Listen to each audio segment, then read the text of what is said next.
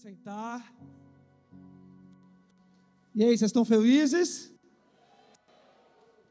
Estou muito feliz de estar aqui com vocês. Para quem não me conhece, meu nome é Gabriel Cantarino. Sou pastor cofundador da Igreja One. Eu moro aqui pertinho de vocês, eu moro em Imperatriz do Maranhão. Me mudei já faz alguns anos para esse lado de cá. Eu, a minha esposa, meu filho. Meu filho é mais nordestino que todo mundo. Ele fala assim: ei, papai, tu vai viajar, é? Ei. Tem 3 anos de idade aí já. Puxa o sotacão, assim. Felizes, gente? Antes de começar a parte que importa, eu queria avisar você que eu trouxe umas camisetas. E se você quiser passar lá depois, tem poucas camisetas. Então não briguem, comprem.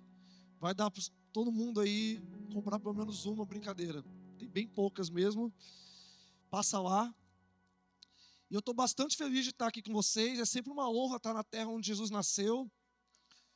Eu fico imaginando Jesus por aqui, tomando açaí, indo nos igarapés, comendo tacacá. Jesus devia ser um menino muito feliz aqui por essas bandas. É ou não é, gente? E eu amo Belém, amo profundamente Belém. Cada vez que o tempo... Eu venho em Belém pregar, a primeira vez que eu vim pregar, eu vim em Ananindeua. Tem alguém de Ananindeua? Primeira vez que eu vim pregar, eu vim em Ananindeua, em 2016, e aí eu tenho estreitado o relacionamento com essa cidade, cada vez mais assim. Só esse ano eu fiz mais de 90 horas de barco para o Marajó, e tem algum marajoara aí? Eu amo vocês, viu? Amo muito vocês. E eu não só amo, mas eu tive o privilégio de Deus me chamar. E os marajoaras me chamaram para ser diretor da escola de missões lá com eles. Então eu estou cada vez mais conectado com essa realidade daqui. E é sempre uma honra estar com a Link Church, amigos, o Vitor, toda a família, o Renan. E eu creio que o Senhor está fazendo algo muito específico, não só na Link Church, mas em Belém. Eu creio que o nível das águas estão realmente subindo.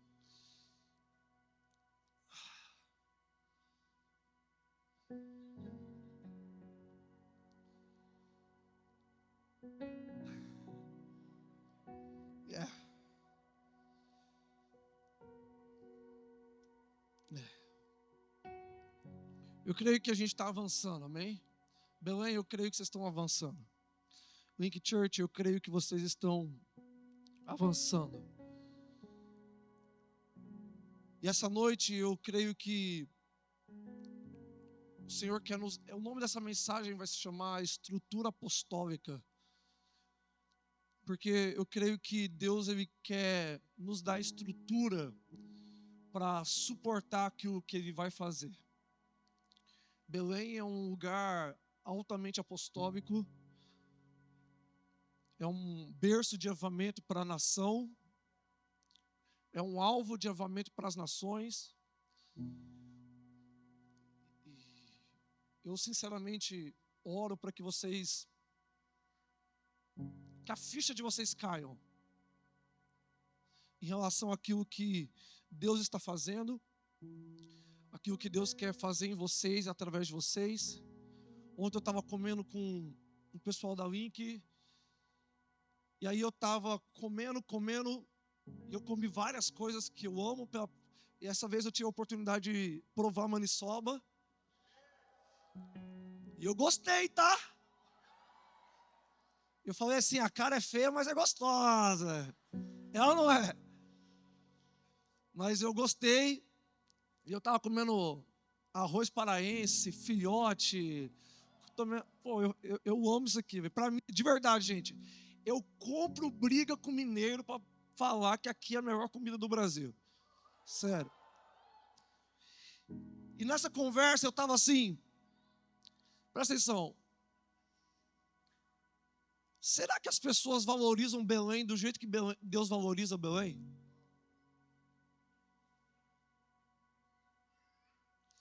Porque quando eu venho aqui, tudo que eu quero é comer a comida daqui, é estar com o povo daqui. Quando eu venho aqui, eu não quero ir no McDonald's, eu não quero ir no shopping. Eu quero ir lá na Ilha do Cumbu, ficar escondido lá, tomando alguma coisa que é muito gostosa. Porque eu realmente enxergo vocês da perspectiva celestial. E eu não sei se vocês se enxergam da mesma perspectiva. Porque o nortista, ele tem o mesmo complexo de inferioridade do nordestino. Que para que a sua vida melhore, ou ele tenha oportunidade, ele tem que sair daqui. É ou não é verdade? Estou mentindo? Eu sei que não, porque eu já sou um de vocês. E eu lido com essa realidade diariamente na minha terra, lá em Imperatriz. Então hoje eu quero que eu oro de verdade para que as escamas dos olhos de vocês ela caia por terra. E Deus dê espírito de sabedoria e revelação para que vocês possam ver aquilo que Deus está fazendo. Porque Deus já está fazendo algo. Amém? Abra comigo lá em Hebreus capítulo 3. Novamente nós vamos falar sobre estrutura apostólica.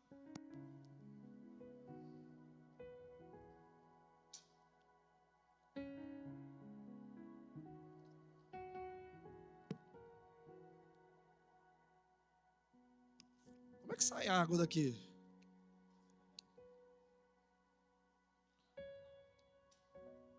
Gente, eu tô ficando velho, né, cara?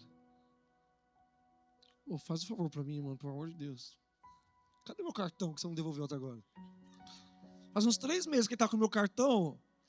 Vez ou outra eu vejo um débito passando assim, eu fico, olha, brincadeira, ele não tá usando não.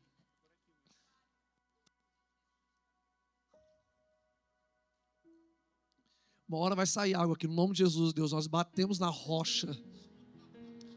Vai sair água sozinho aqui, brincadeira. Vamos lá, gente? Feche seus olhos, eu queria orar com você.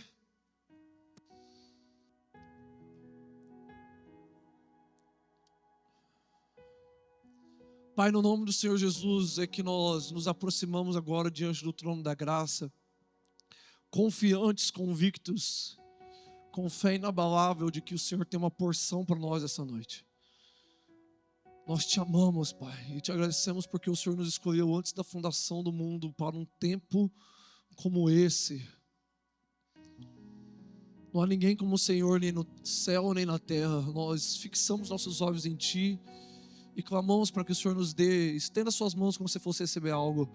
Pai, nós clamamos para que o Senhor nos dê espírito de sabedoria e revelação para o pleno conhecimento de quem é Jesus. Abra os olhos dos nossos corações para que nós possamos ver, não apenas ouvir, sentir, mas ver a riqueza do nosso chamado. Nós te damos honra, glória, reconhecemos a Sua majestade e o Seu governo. Pedimos, Deus, para que o Senhor libere uma porção abundante do Seu Espírito essa noite. Para que possamos ver e ouvir aquilo que homem nenhum jamais ouviu, Deus. Senhor Jesus, nós te centralizamos nessa reunião. Tu és o nosso alvo, o nosso porquê, a nossa razão. Nos dê como olhos como de pombas, para que a gente não se distraia de quem o Senhor é. No nome do Senhor Jesus nós oramos, amém. Hebreus capítulo 3, versículo 1 vai dizer: pelo que irmãos santos, participantes da vocação celestial, fala comigo, vocação celestial. Considerai a Jesus Cristo o apóstolo, fala comigo, apóstolo, e sumo sacerdote, fala comigo. Ok. Pelo que irmãos santos, participantes da vocação celestial, considerai a Jesus Cristo apóstolo e sumo sacerdote da nossa confissão. Meus amigos, a carta de Hebreus ela é uma carta escrita por algum autor apostólico que nós não sabemos ao certo quem é, mas a intenção desse autor é declarar e esclarecer para a igreja dos hebreus naquela época, espalhada por toda a Grécia, Roma e etc., a supremacia de Cristo acima de todas as coisas. Então, esse autor apostólico aqui, ele vem destrinchando personagem por personagem do Antigo Testamento para declarar a supremacia e a excelência de Cristo. Tanto que o autor apostólico dessa carta, lá no capítulo 1, versículo 1, vai dizer: tendo Deus outrora falado de muitas maneiras aos nossos pais e pelos profetas, nos últimos dias, nos falou por intermédio do Filho, a quem constituiu o herdeiro de todas as coisas, a quem é a expressão exata do seu ser, sustentando todas as coisas pela palavra do seu poder. Isso que vai dizer Hebreus capítulo 1, versículo 1, 2, até o versículo 3 ali mais ou menos. Jesus é a expressão exata de Deus. E se nós queremos uma igreja que de fato se movimenta de maneira apostólica, toda a igreja apostólica precisa ter como centralidade a pessoa de Cristo. Ou seja, precisamos tirar qualquer outra coisa do centro dos nossos corações, das nossas emoções, pensamentos, expectativas de culto. Ou seja, a nossa vida de igreja precisa ser menos humanista ou antropocêntrica, ou seja, colocando um homem qualquer no centro, qualquer figura de homem no centro, para que nós de fato olhemos para Cristo e Ele seja a centralidade das nossas reuniões, a centralidade dos nossos encontros, a centralidade da vida da igreja. E é muito importante dizer isso aqui em Belém, principalmente num lugar onde todos os outros, não sei se todos, mas pelo menos 90%, 95% dos movimentos apostólicos, era centrado na figura de um apóstolo, de um homem que era ungido demais, que tinha uma visão grande demais para tocar uma cidade. Mas a verdade é que Deus está descaracterizando todo o movimento de homens para levantar movimentos onde Cristo é o centro. Vamos lá, tem alguém aí? Então eu tenho certeza que você está na expectativa disso, de que se apague as luzes sobre os homens e Cristo seja o centro de todas as coisas. Então Deus está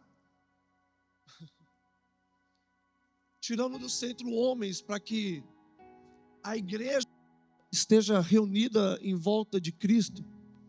Ou seja, uma igreja apostólica, ela não precisa de um apóstolo. Uma igreja apostólica não precisa de um homem com título. Uma igreja apostólica precisa de um apóstolo só, Jesus. Ou seja, de fato, precisamos viver. Para que nós tenhamos uma igreja apostólica, precisamos de um evangelho apostólico. Precisamos de uma fé apostólica. Vocês estão aí? Então, o que é essa fé apostólica? O que é esse evangelho apostólico? Essa fé apostólica não é só crer em Jesus, mas é crer no mesmo nível que os apóstolos criam. E ter o mesmo estilo de vida que os apóstolos tinham. Eu quero ser bem claro com você aqui, bem prático para que você entenda isso. Quantos aqui creem em cura? Quantas pessoas aqui, na verdade, oram por cura? Diminuiu. Quantas pessoas aqui acreditam que Deus pode ressuscitar? Quantas pessoas orariam para que um morto ressuscitasse exatamente agora num velório? Que diminuiu bem menos. Ou seja, temos uma superstição apostólica, judaizante. Mas não tem nada a ver com o evangelho apostólico. Por quê? O evangelho apostólico não é apenas um otimismo. Ele é uma vida prática que traz a realidade celestial para invadir a nossa realidade terrena. Então presta atenção, uma pessoa apostólica, ao invés de oferecer um dipirona para dor de cabeça, oferece uma mão na cabeça. Quantos aqui creem que Jesus vai voltar? Olha isso aí é o fundamento básico da fé cristã. Nós ceiamos em nome também da volta de Jesus. Quantos acreditam que vão governar com Cristo? A fé apostólica nos posiciona em uma revelação de governo no agora. Porque a maneira que nós vivemos agora será a maneira que nós viveremos na era vindoura. Vocês estão aí? Se você não governa agora, pelo menos a sua vida e a sua casa, talvez você não vai, muito provavelmente você não vai governar do outro lado. Vocês estão aí? Então precisamos de uma igreja que tenha uma realidade de fato apostólica no meio dela, que torna a realidade celestial não apenas etérea e espiritual, mas palpável no nosso meio. O culto que nós tivemos aqui não pode ser um culto de conferência. O culto que nós tivemos aqui, a adoração que nós tivemos, glória a Deus pelo Dunamis Music, a Rafa e os meninos do Dunamis. Glória a Deus por isso, mas essa realidade ela precisa estar dentro de casa. Então, a perspectiva de fato apostólica faz com que isso aqui não seja estranho ou extraordinário. Isso aqui seja algo familiar. E não é porque é familiar simplesmente porque é comum, é familiar porque está dentro de casa. Vamos lá. Então presta atenção, a realidade apostólica faz eu acessar esse nível de glória na realidade de relacionamento entre eu e a minha esposa. Ou seja, ela se torna palpável, acessível. Por que ela se torna palpável e acessível? Eu quero falar aqui sobre o tripé apostólico de uma igreja de fato apostólica. Fala comigo, vocação celestial. É muito forte isso aqui porque todos nós temos uma vocação celestial. A palavra aqui para celestial vai se casar lá com Efésios 1, versículo 3, que vai dizer, bendito seja o Deus de nosso Pai, bendito seja o Deus Pai de nosso Senhor Jesus Cristo, o qual nos abençoou com toda a sorte de bênçãos nas regiões celestiais. E nele fomos eleitos antes da fundação do mundo, para sermos santos e irrepreensíveis diante dele. Então, o que é essa vocação celestial?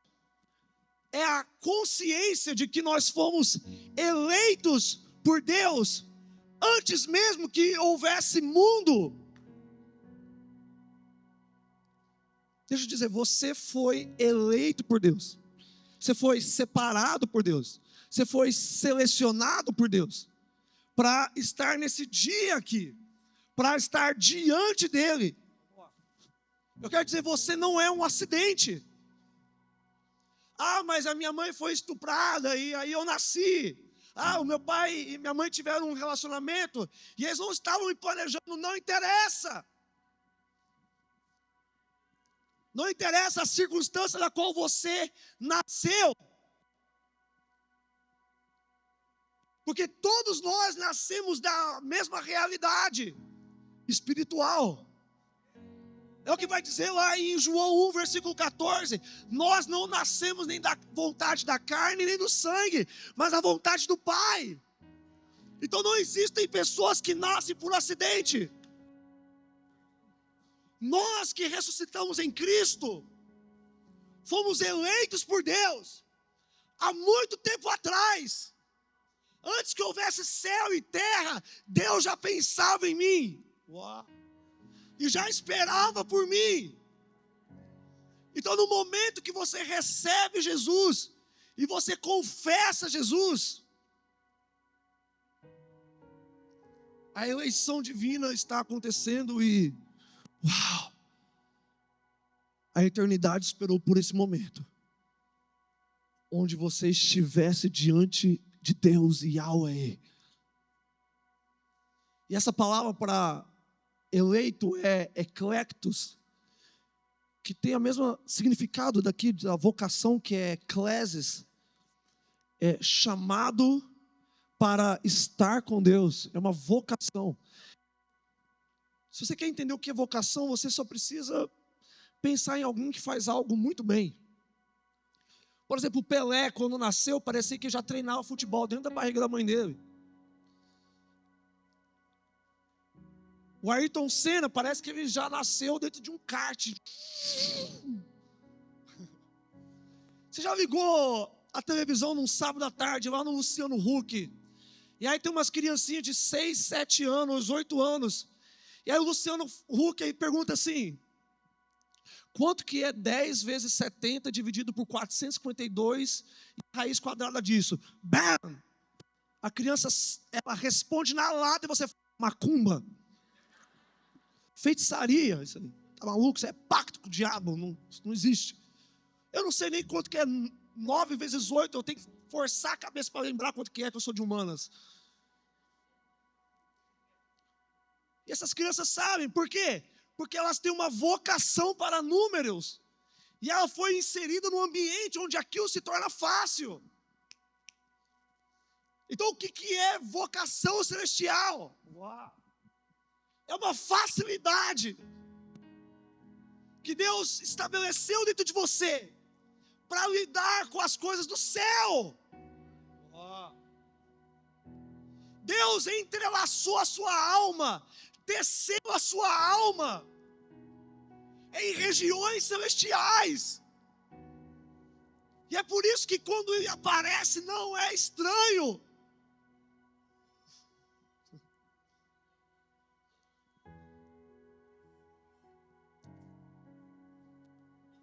É por isso que você ama tanto Jesus. É por isso que dia mal, dia bom vem e você não desiste. É por isso que a tribulação vem, o boleto chega, o salário não cai. E você fala: de onde virá o meu socorro? Meu socorro vem do Senhor. Ou seja, aqueles que confiam no Senhor, eles permanecem. Eles são como montes que não se abalam, mas permanecem, porque os seus olhos não se desviam. Eles têm facilidade. Uau! Eu quero dizer, você nasceu com uma facilidade para Deus. Você nasceu com uma facilidade para as coisas do céu.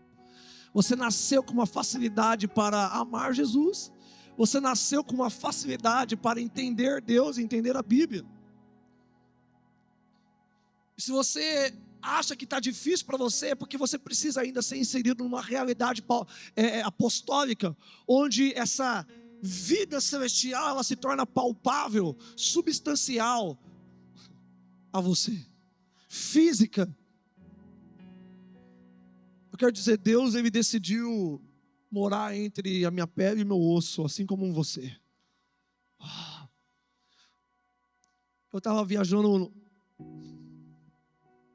para o Marajó, e alguma das 4, 5 vezes que eu fui esse ano. Alguém já foi para o Marajó aqui de barco? Não é assustador o nível de rio que vocês têm aqui? São 11 quilômetros de largura e 120 metros de profundidade. Eu fui pesquisar e, tipo assim, dá para colocar a Estátua da Liberdade coberta dentro do rio, de tão profundo que é. E eu estava lá fazendo meu turno de oração dentro do barco e olhando aquele rio, e o Espírito Santo falou comigo: esse rio não se compara à minha plenitude que habita dentro de você.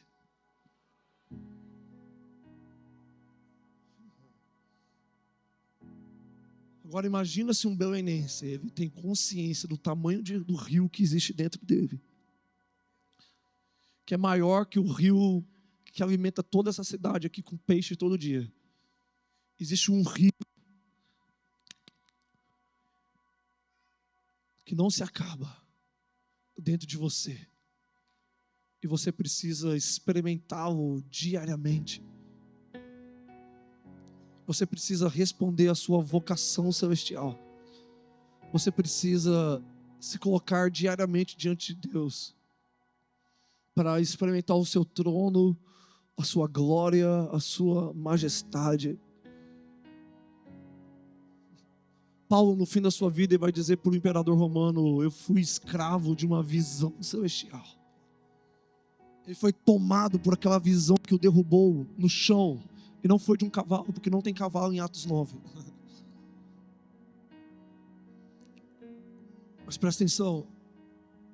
O que você está experimentando essa noite aqui, você vai experimentar até amanhã à noite, não é comum. Não é apenas um arrepio. Não é um chaba. Uma experiência. Uma energia. Não é um chakra aberto. Um ventinho.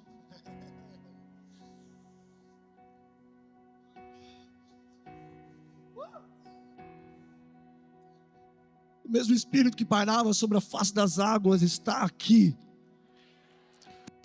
O mesmo Espírito que habitava em Paulo está aqui. O mesmo Espírito que habitava dentro de Pedro está aqui. O mesmo Espírito que habitava dentro de Jesus em toda a plenitude está aqui. Não é um negocinho, não é um arrepiozinho. É a realidade nua e crua de quem Deus é, invadindo o meu e o seu ser.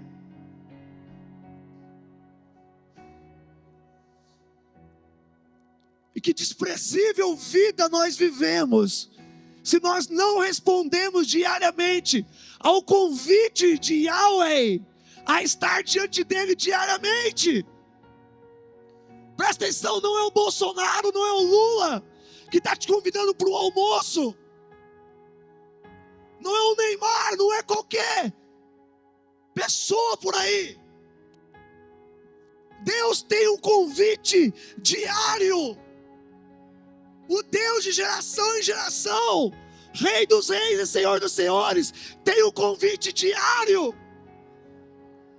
E ai de mim, se eu desprezo o convite da pessoa mais importante do universo. Presta atenção, não é uma vocação para ser apenas um advogado, um médico, um empresário, todas essas coisas são legais. Mas existe uma vocação superior, suprema, inabalável, eterna,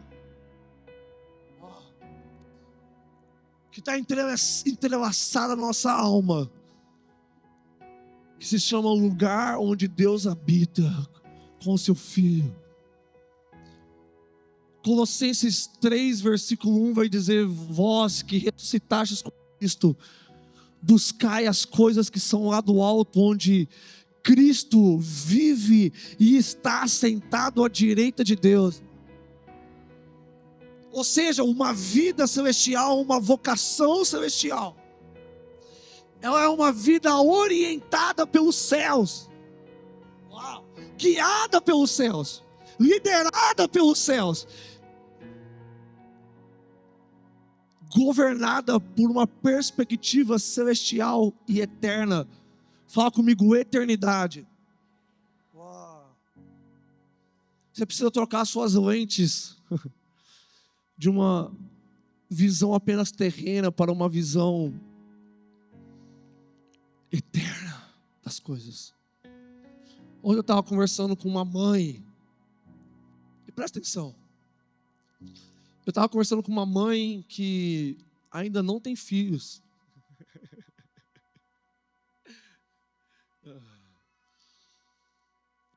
Ela já perdeu 2 gestações.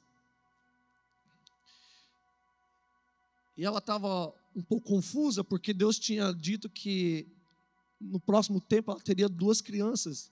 E ela engravidou, mas ela perdeu. E isso estava doendo o seio da sua família.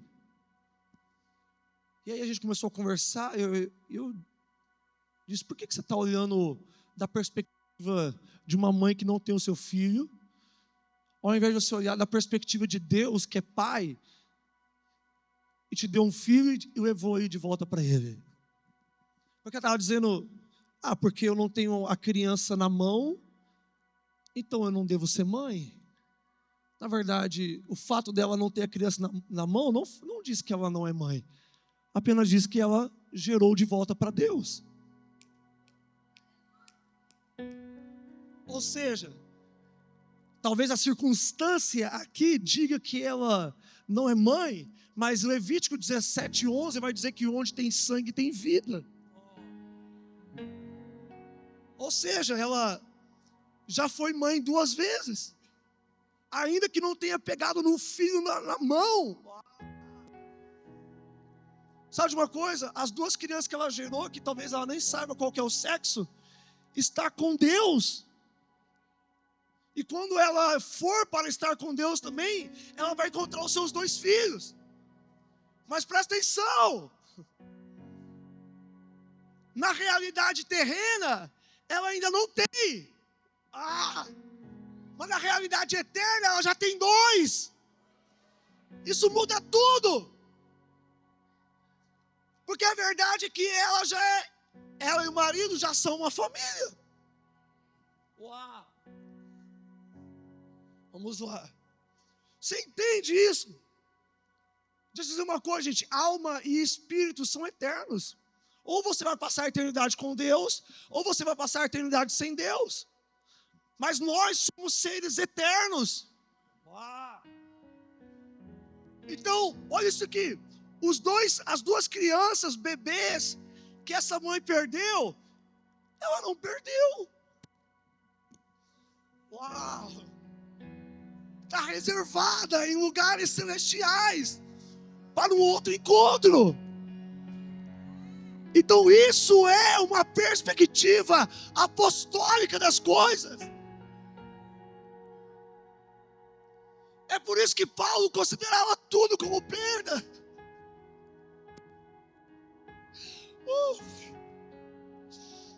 Em troca do supremo valor de conhecer a Cristo e ser achado nele.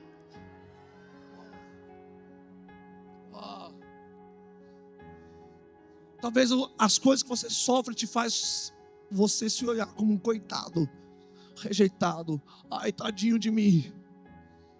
Na verdade, Deus está te pressionando com realidades celestiais para te forjar a imagem de seu filho Jesus. E sabe de uma coisa? Você aguenta sim. Você pode sim. É sua vocação, presta atenção, é sua vocação suportar. É sua vocação ser paciente na dor. É sua vocação ser perseverante. Você suporta sim. Porque você não foi chamado por homem, você não foi chamado por placa de igreja, você não foi chamado pelo seu pai ou pela sua mãe, você não foi chamado pelo seu emprego, você não foi chamado pelo exército, você foi chamado por Yahweh, Yeshua. E os anjos, quando Deus citou o seu nome, bateram palma e disseram: amém.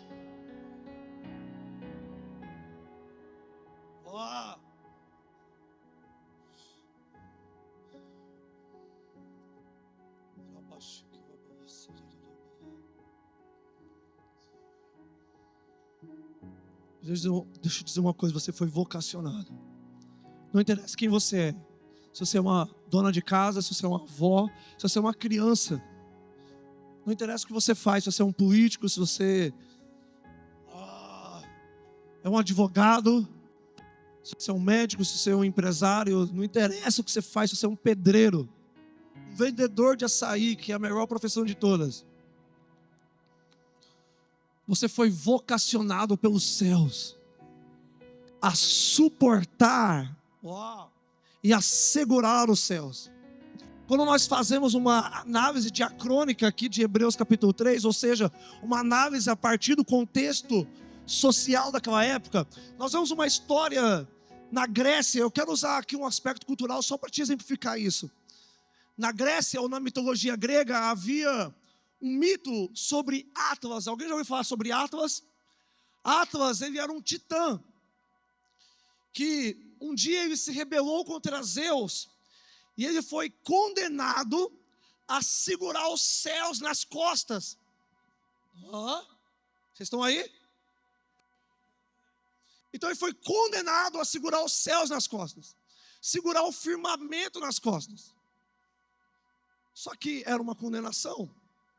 E um dia Hércules, nos 12 trabalhos de Hércules, não sei se você já viu o desenho, pelo menos no SBT, ou jogou PlayStation 1 com os trabalhos de Hércules lá. Mas Hércules um dia chegou para Atlas e falou assim: Atlas, para você me dar, olha isso aqui, para você me dar o que eu preciso, eu seguro os céus para você experimentar os prazeres dessa terra.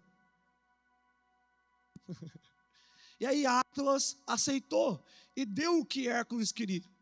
Ou seja, segurar os céus, reter os céus, ser um baluarte dos céus era uma condenação.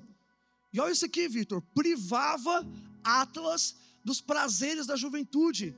Ou seja, reter os céus era um saco. O trabalho miserável era ficar segurando o céu para os outros, enquanto está todo mundo aproveitando, eu estou segurando os céus. Só que isso se parece muito com a pessoa de Jesus. Porque lá em João 3, quando Jesus está conversando com Nicodemos, Jesus disse assim: ninguém jamais subiu ao céu, senão aquele que desceu, que está no céu.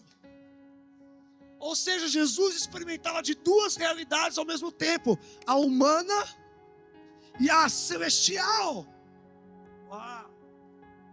Só que Jesus não foi condenado a segurar os céus. Isso fazia parte de quem ele era uma oferta voluntária. E ninguém negociou com Jesus o suficiente para que convencesse ele a largar o céu para experimentar os prazeres da terra.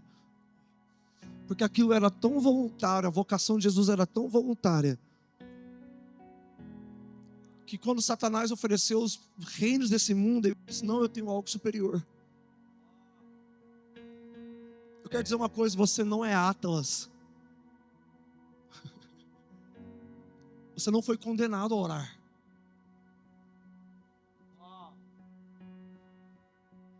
Você não foi condenado a fazer jejum.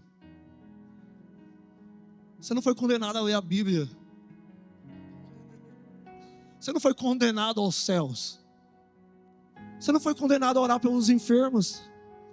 Você não foi condenado a orar em línguas. Você não foi condenado a de Deus. Vocês estão aí? Nós fazemos isso de maneira voluntária, sabendo que esse é o maior prazer que existe, é a nossa vocação celestial, exercida por meio de sacerdócio. Porque existe uma mentira do diabo dizendo que o homem é o sacerdote do lar. Na verdade, o homem, ele é o cabeça da casa, mas sacerdote é o homem, a mulher e as crianças. Porque é isso que a reforma veio fazer conosco. Dizer que o sacerdócio, ele é universal. Vocês estão aí? É o que vai dizer lá em Apocalipse 1, versículo 5 e 6. Aquele que nos ama e pelo seu sangue nos livrou dos nossos pecados e nos constituiu reis e sacerdotes. Ou seja, homens como sacerdotes, mulheres como sacerdotisas. Homens, se você não está ouvindo de Deus, é só você fazer uma coisa muito simples. Pergunta para sua mulher. A mulher normalmente ela ouve Deus mais que o homem. Isso é uma dica para o casamento. Não é verdade? Mulheres, vocês estão aí? Vocês são sacerdotisas? Vocês têm acesso direto? Então presta atenção, nós que somos sacerdotes, a nossa missão é sustentar os céus dentro de casa. A missão de um sacerdote é oferecer céu baixo onde ele está. Você está percebendo que o céu aqui está baixo? Essa é a missão sacerdotal da igreja. Experimentar de maneira muito próxima realidades celestiais, como se tivesse a terra e o céu se tornado uma única coisa. Vamos lá.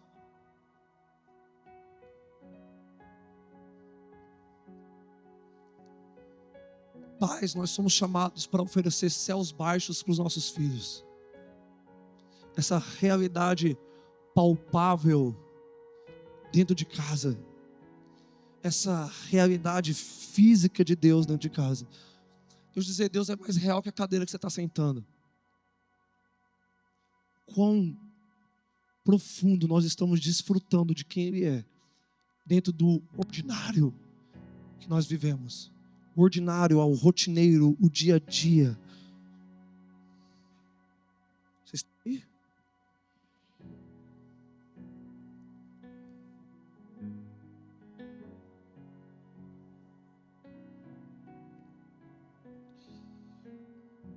O chamado do sacerdote era entrar no Santos dos Santos diariamente para oferecer sacrifícios voluntários a Deus.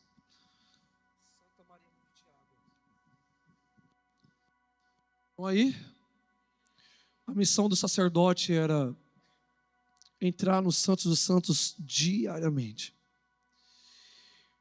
E essa compreensão nos fornece luz para aquilo que nós precisamos fazer e estar diante de Deus diariamente, porque nós somos chamados assim. Ou seja, vivemos uma vocação celestial por meio de um sacerdócio. Eu sei que a pregação de esferas da sociedade é muito comum no nosso contexto hoje, mas isso não é novo. Quem descobriu isso foi Calvino. E Calvino, ele pregava sobre o sacerdócio de todos os santos em qualquer lugar da sociedade. Vocês estão aí?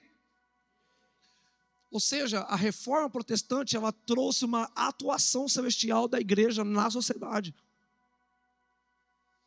Então, não interessa aonde você está, você é convidado por Deus a entrar em lugares celestiais e tornar a presença de Deus física, palpável, real, tangível, sensorial, em qualquer lugar por meio de você. Gente, nós não estamos falando aqui de ministério. Estamos falando daquilo que você carrega diante de Deus quando é desenvolvido por meio de sacerdócio real. Meus amigos, essa é a única maneira de nós nos tornarmos genuinamente apostólicos nos nossos dias.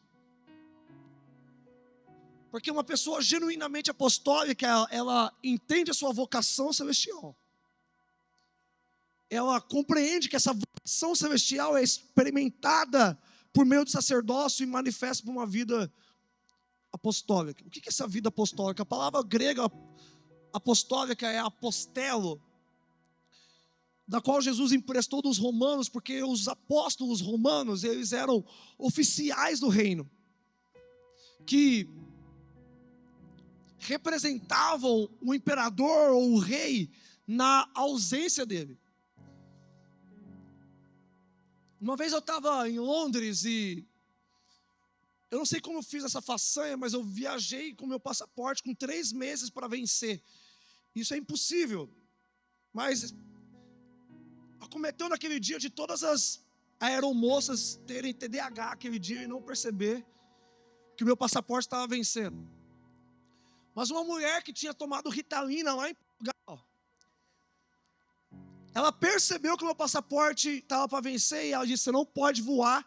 E eu estava para entrar, sabe aquela última checagem de documento antes de você entrar no avião? Eu estava ali. Aí ela falou assim, você vai ter que fazer um novo passaporte. Eu fui lá fazer um novo passaporte. E eu falo inglês, mas eu ainda estou me aperfeiçoando. Então foi um trampo aquele dia. Falar inglês com britânico é chato. Britânico é chato. Aí eles falam como se tivesse com um ovo na boca, sabe? Water.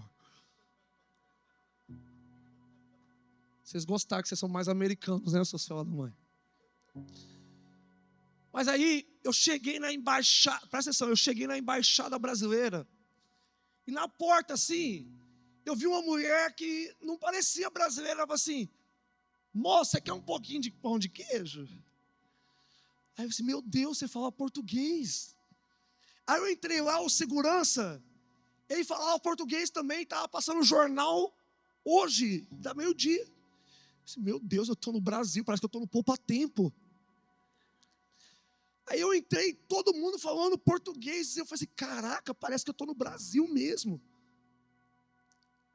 Sabe de uma coisa? Essa é a função apostólica da igreja. Uau! É quando você está com um problema e você chega na embaixada celestial chamada Corpo de Cristo na terra e você olha para eles e fala assim, meu Deus, eles falam a minha língua. Eles amam o que eu amo. Quando eu estou no meio deles, eu me sinto em casa, parece que eu estou no Brasil de volta. Uau! Então, o que é de fato ser um apóstolo? É ser um representante da nossa nacionalidade, que não é brasileira, não é nortista, é celestial. Uau! Ou seja, o que é ser um apóstolo? Ou ser alguém apostólico, independente do título, não é ser uma igreja em célula, não é ter uma estrutura de multiplicação. Tem igrejas genuinamente apostólicas com 10 membros. Existem igrejas no Irã. Eu não sei, as pessoas têm muito medo do comunismo, e o comunismo realmente é uma desgraça. Mas as igrejas que mais crescem estão debaixo do comunismo. Nesse exato momento está acontecendo um avivamento na China. A igreja da China é a igreja que mais cresce. Porque cada casa tem 10 membros. E cada casa é uma realidade celestial de fato. Nossa, obrigado. Eu estava me culpando. Vocês estão aí? Vamos lá.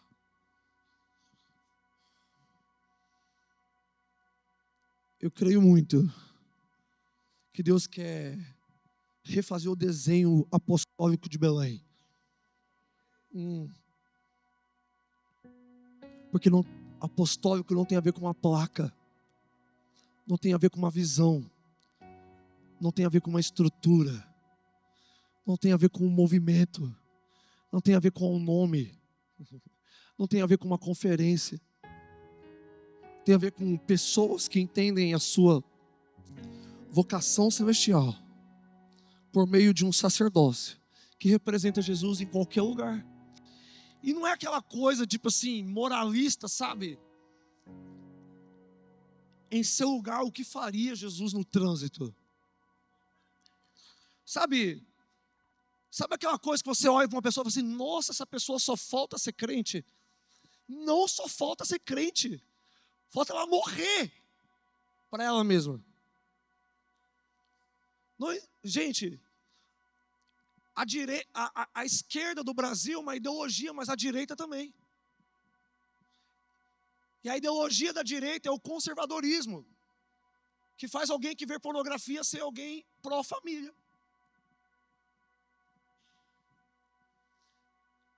É Deus, pátria e família.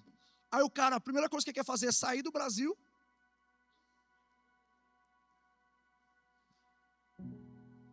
Ele é casado, ele defende família, mas ele trai a esposa ou ele é viciado em pornografia. E Deus é uma ideia positiva, como se fosse qualquer saci por aí que você acredita vai dar certo. Deus não é uma superstição. Então no Brasil, qualquer pessoa, Deus, pátria e família, crente, não é. Falta muito. Falta basicamente um encontro pessoal com Jesus. E sem isso, pode ser conservador o que for, não é crente. Não representa Jesus.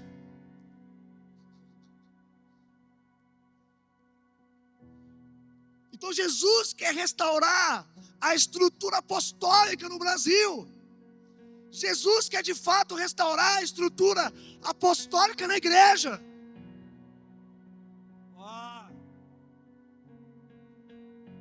Representar Jesus não é só deixar de falar palavrão, parar de beber, ou parar de trair a esposa. Sabe de uma coisa? Você não precisa parar, você não precisa de Jesus para parar de fumar. Os mais velhos, como eu, que eu já estou chegando no 33, aí eu já estou me sentindo bem velho já. Mas eu lembro muito bem de uma propaganda que falava assim: para de fumar, fumando. Você não precisa de Jesus para parar de fumar. Você não precisa de Jesus para parar de beber, é só você se enfiar no Alcoólicos Anônimos. Você não precisa de Jesus para parar de trair sua esposa. Sabe por quê? Senão um monge budista é santo. Ele não faz sexo, ele não fuma, não bebe, não fala palavrão, e ele é santo? Não. Porque santidade não é parar de fazer. Apenas. Vamos lá. Deus é santo? Qual pecado Deus teve que abandonar para ser santo? Nenhum. Mas nós precisamos abandonar pecado por meio da salvação. Mas santidade não é só parar de pecar. É uma mudança de caráter, de intenções, de desejos, de ambições, inclinações. E é mais fácil seguir Moisés do que seguir Jesus. Porque Moisés vai falar: não adulterarás. Jesus fala: se você olhar para uma mulher, você já adulterou. Então vai muito mais profundo ser santo do que só não fazer coisas. É ser transformado à imagem de Jesus. Então quando eu falo sobre representar Jesus, eu não estou falando de uma maneira legalista, ou moralista, ou conservadora. Ser conservador não basta para representar Jesus. Ser de direita não basta para representar Jesus. Vamos lá. Representar Jesus tem a ver com tornar a realidade celestial palpável, física, real, tangível. Vou dizer todas essas palavras novamente. Substancial. Deus é uma substância viva. Deus não é uma imaginação, apenas um espírito. Existe um homem assentado no trono de Deus agora. Existe um judeu, eu não sei se você sabe disso, mas esse homem, da qual está sentado à direita de Deus, está fazendo jejum agora, porque ele disse na ceia, que eu não comerei mais dessa vide, até que eu me reúna com vocês novamente no reino do meu Pai. Então até esse momento Jesus está sem comer uva, porque ele está se separando para o grande dia dele. Ou seja, o corpo físico de Jesus, nesse exato momento, assentado fisicamente no trono físico de Deus, está jejuando para se casar comigo e com você. Ou seja, Deus é físico, real, não é uma ideia. Novamente, o que é ser apostólico? É tornar uma realidade espiritual viva e palpável a qualquer pessoa, em qualquer momento. O livre acesso não está dentro da igreja, meu amigo, do espaço de culto. O livre acesso está aqui dentro. O véu rasgado foi aqui dentro.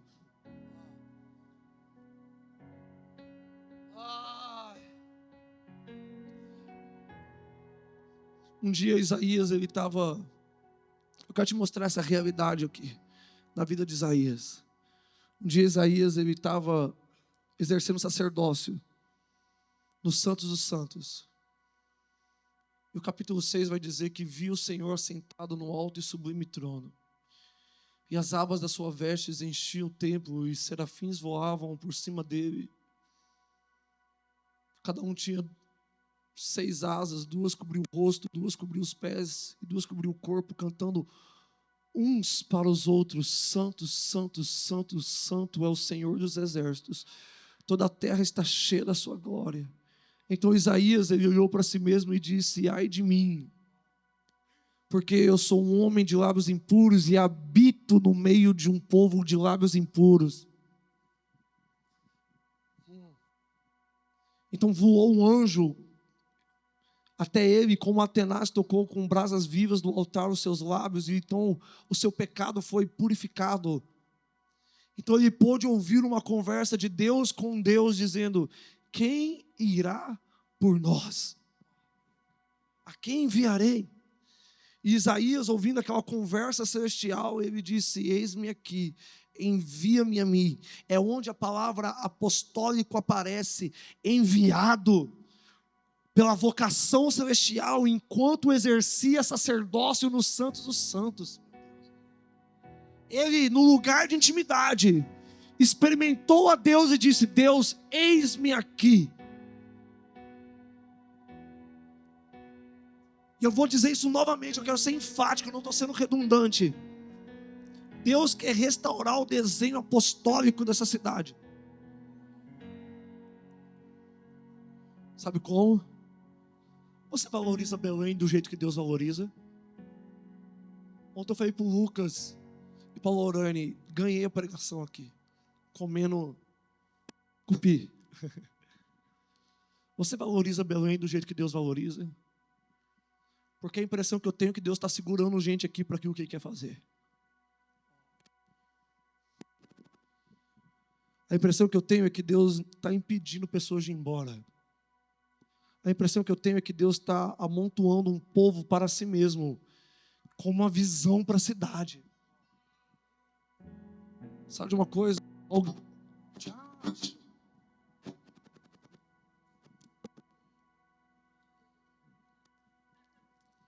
Vocês estão aí? Vai dar tudo certo. Tá feliz, mano? Não é o diabo não, tá bom? Não precisa orar contra a batalha espiritual, tá tudo bem. É só o microfone falhando.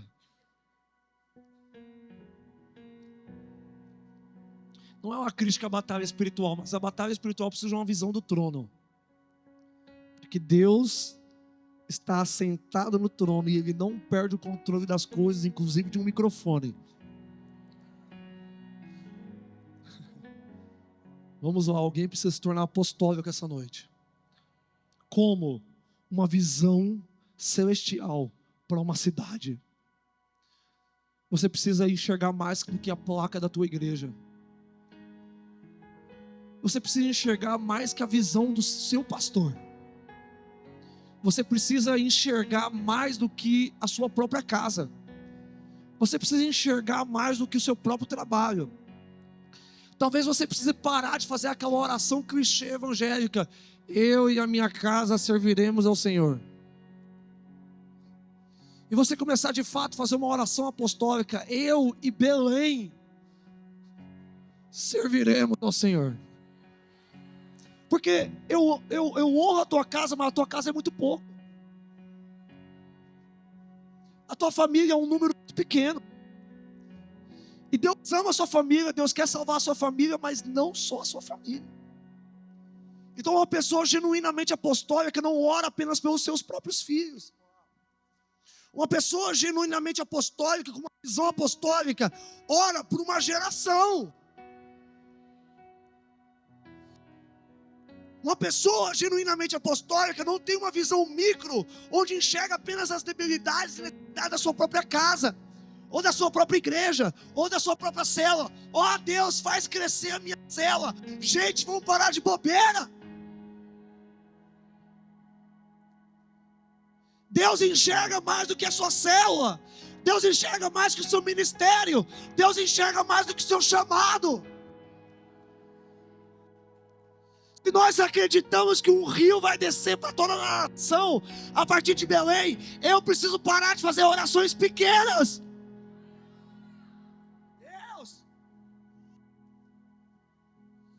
Deus, ai de mim. Sim, você precisa fazer essa oração. Deus, me perdoa.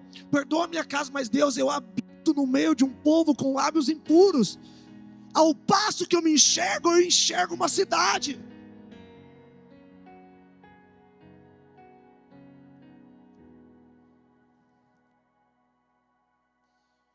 Sabe de uma coisa? Belém precisa entender que precisa talvez parar de batalhar com a santa que é carregada todo ano e começar a se posicionar melhor do que ela.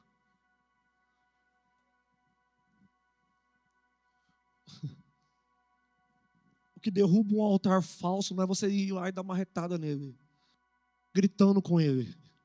Porque foi o que Elias falou para os profetas de Baal: grita mais alto. Ou seja, vamos fazer mais barulho, porque vai que Deus ouve, né? Vai que ele está dormindo. Não se derruba altares falsos com grito, com movimento, ou que seja lá o que for. Se derruba com altares verdadeiros. Então, uma igreja belenense genuinamente posicionada vai vencer o espírito de religiosidade que pousa sobre essa cidade e sobre o Nordeste. Mas isso não depende de uma igreja com uma visão de multiplicação. Isso depende de cada pai, cada mãe, cada filho, adolescente, solteiro, empresário, advogado, político, soldado, seja lá o que for. Com uma consciência de que existe um chamado celestial, uma vocação celestial, que é exercida por meio de intimidade diária, que nos faz representar Deus de maneira palpável, visível, tangível, no lugar onde nós estamos. A verdade é que no dia que Jesus voltar, vão ter donas de casa com mais galardão do que pastores com microfone.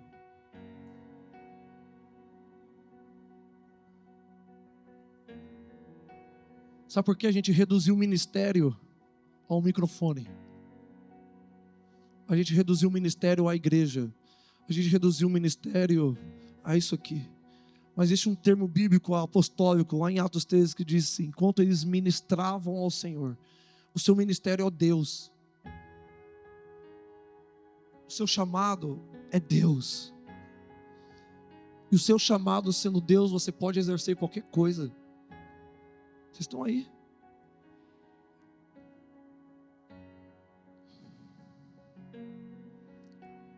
Link Church, eu creio que esse é o momento de nós nos posicionarmos.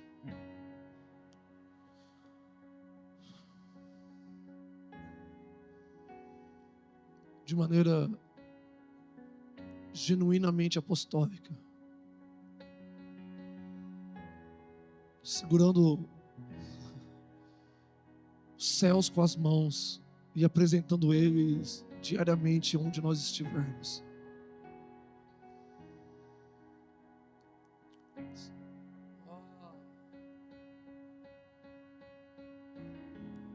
Sabe de uma coisa? Eu não posso te garantir avivamento, mas eu posso te garantir presença de Deus.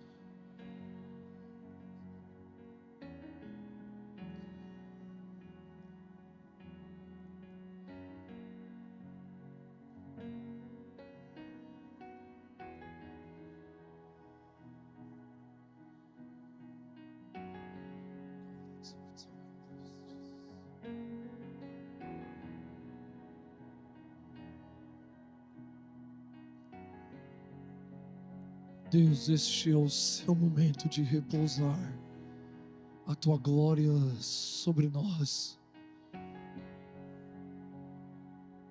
Fique de pé no seu lugar.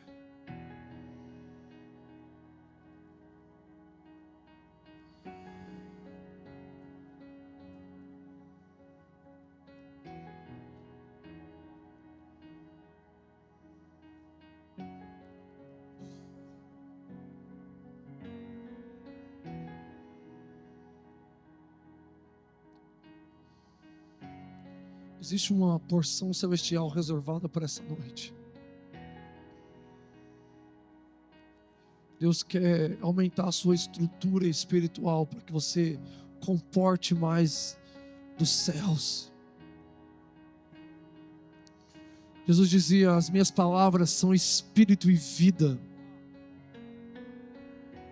E Deus quer convergir a realidade celestial na ponta dos teus lábios, que quando você diga a palavra Jesus, ele aparece. Ele se torna real e palpável. Jesus quer entrar no meio das células dizendo: Pai, seja convosco.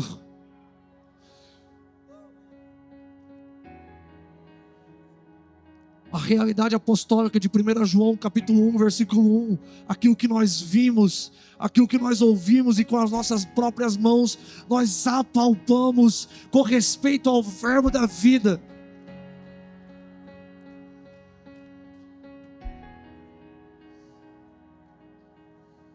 Deus, obrigado.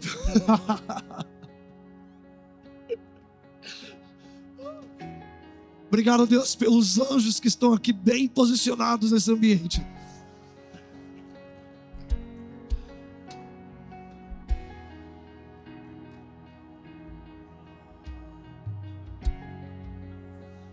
Nós oramos, Deus, por uma disposição celestial essa noite, para movimentar os céus de Belém, Deus, os céus do Pará, os céus do norte do Brasil, Deus, alinhando, Deus, céus e terra.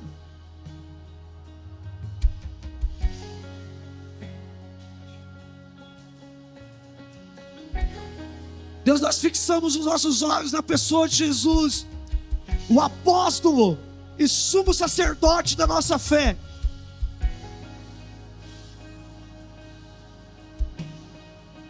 Nós levantamos as nossas mãos com ações de graças, e junto com os anciãos, querubins, serafins, nós declaramos que Tu és digno, Senhor, de receber honra, glória, louvor, riquezas, poder, majestade, porque Tu, ó Deus,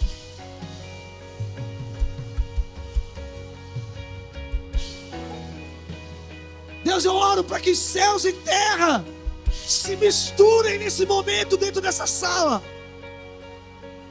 Deus, nós liberamos os Seus anjos agora para tocar. Deus, nós clamamos para que haja pelo menos um anjo para cada pessoa aqui.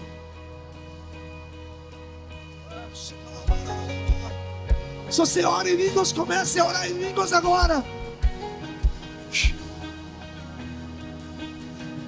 Os céus estão. Clarison, move. Clarison, move. Eu sinto como uma nuvem de tempestade circulando sobre esse lugar.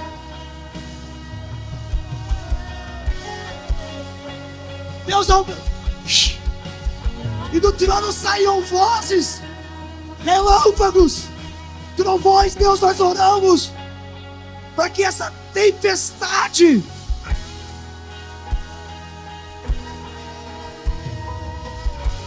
invada esse lugar, Deus.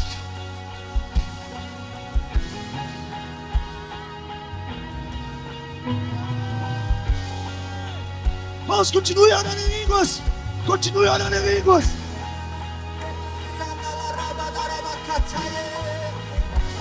Deus, nós oramos por fogo de Deus agora. Correntes elétricas correndo em corpos físicos agora, Deus. Nós oramos, Deus, por um peso de glória.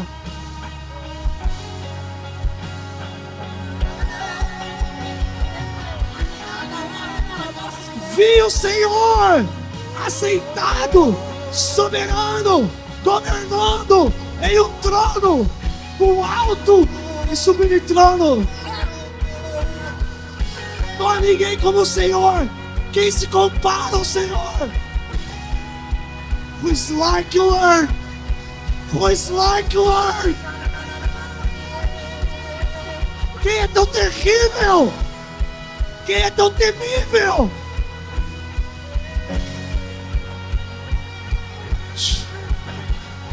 Deus, nós oramos que caia poder dos céus agora. Nós oramos, Deus, por um batismo de poder essa noite.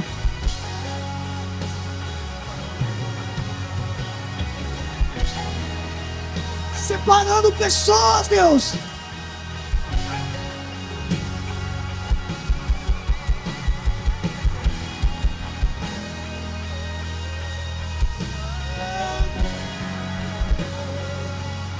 Do que és santo, tu que és grande, temível.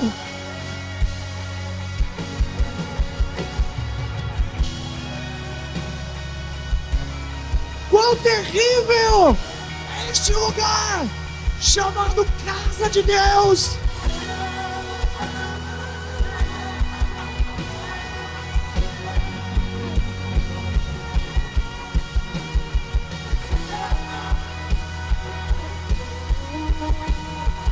Deus, nós liberamos cura.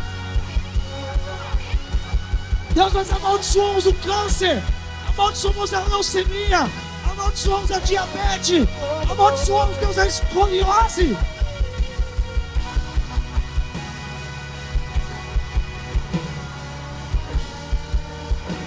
Deus, nós oramos para que corpos físicos se alinhem nesse momento com a realidade celestial que o Senhor está propondo nesse exato segundo, chamado eternidade, Deus.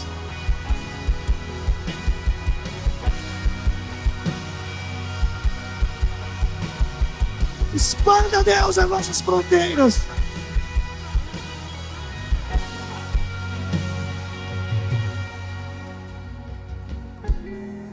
Coloque a mão sobre a pessoa do seu lado.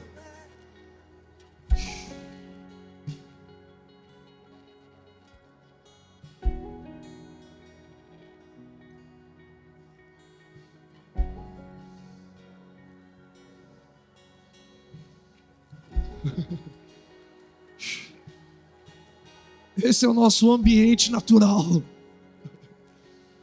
Esse é o nosso habitat natural, chamado Sala do Trono.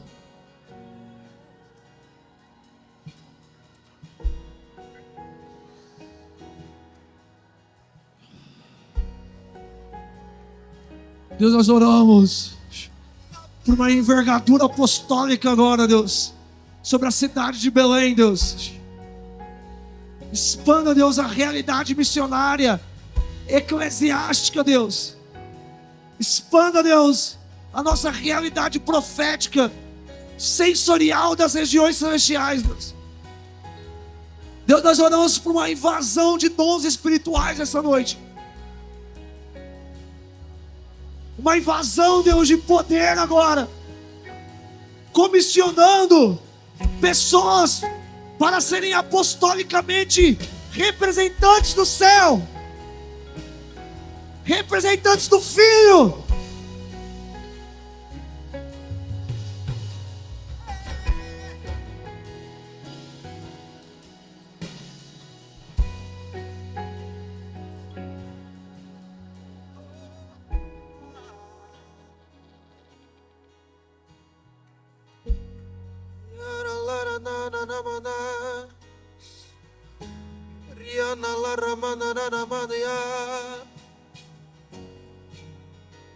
Te honramos, te honramos,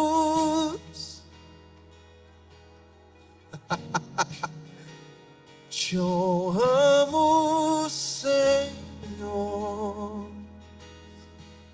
Yahvé, Yahvé, Yahvé, Yahvé, Yahvé. Oh, recebemos respaldo dos céus. Oh, poder dos altos, poder dos altos, poder dos altos, poder dos altos, capacitação sobrenatural, poder dos altos, poder dos altos. Fiquem juntos em Jerusalém, até que do alto sejam revestidos de poder e serão minhas testemunhas por toda da terra. Não por força ou por violência, mas pelo meu espírito, diz o Senhor.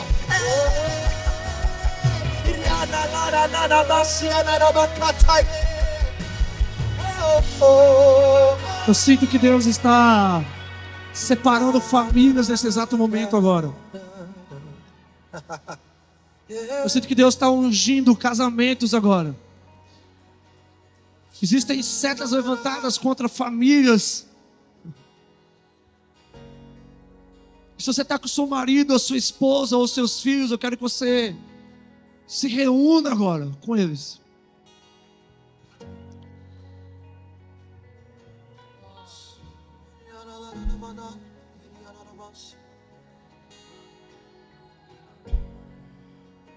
O projeto de Deus sempre foi família. Deus sempre chamou famílias para governar junto com Ele.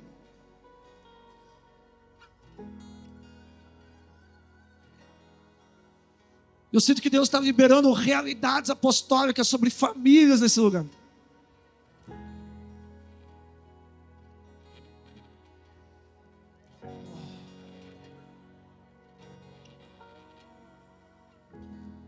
Enquanto ele estava cantando sobre Atos 1, versículo 8, derramarei poder sobre as minhas testemunhas, e serão testemunhas por Jerusalém, até os confins da terra. Naquele momento onde o Espírito desceu em Atos, ele desceu sobre exclusivamente também a família de Jesus. Pedro e a sua família estavam ali esperando o derramamento do Espírito.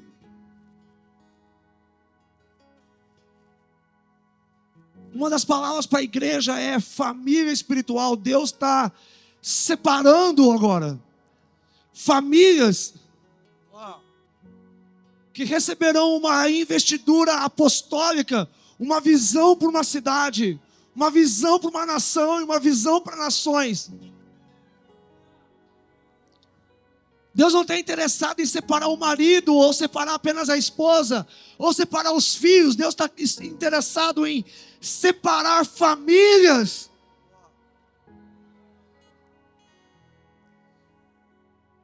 Deus não está interessado em figuras exclusivas, em um homem de avamento, uma mulher de avamento. O projeto de Deus para a próxima temporada de avamento é famílias que suportam a glória de Deus. Eu sinto isso, o Espírito me falou especificamente isso. O próximo movimento de Belém tem o aspecto de uma família reunida em casa.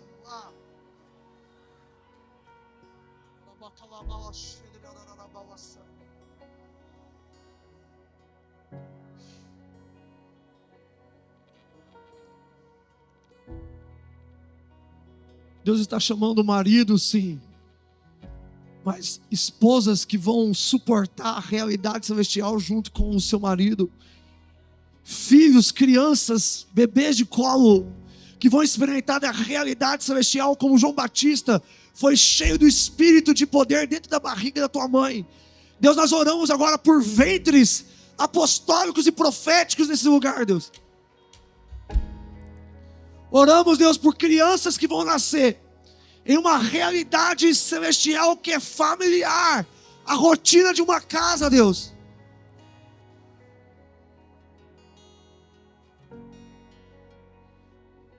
Em nome do Senhor Jesus, Pai, nós oramos que seu Espírito caia agora sobre famílias que vão suportar a realidade celestial e te representar, Jesus, na expressão exata de quem o Senhor é.